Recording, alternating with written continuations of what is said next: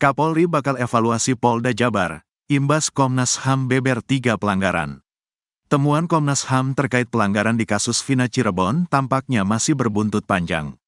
Bisa saja hal ini bakal berimbas ke Polda Jabar dan Polres Cirebon yang diduga melakukan banyak pelanggaran prosedur. Karena memang Kapolri diminta untuk melakukan evaluasi dan pemeriksaan mendalam pada Polda Jabar dan Polres Cirebon. Komisi Nasional Hak Asasi Manusia, Komnas HAM, memberikan beberapa rekomendasi kepada Kapolri Jenderal Listio Sigit Prabowo pasca menyelesaikan pemantau terhadap kasus Vina dan Eki. Koordinator Subkomisi Penegakan HAM, Uli Parulian Sihombing mengatakan pihaknya merekomendasikan agar Kapolri melakukan evaluasi dan pemeriksaan terhadap jajaran Polda Jawa Barat dan Polres Cirebon. Evaluasi dan pemeriksaan terkait adanya dugaan unprocedural dalam proses penangkapan terpidana pembunuhan Eki dan Vina, ujar Uli dalam keterangannya, Senin, tanggal 14 Oktober tahun 2024, melansir dari Tribun News.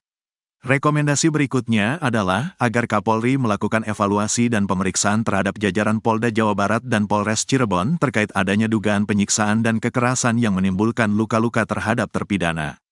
Kemudian, mendorong Kapolri menjamin terpenuhinya hak-hak para terpidana untuk mendapatkan pendampingan dan bantuan hukum, serta jaminan akses untuk bertemu dengan pihak keluarga maupun kuasa hukumnya.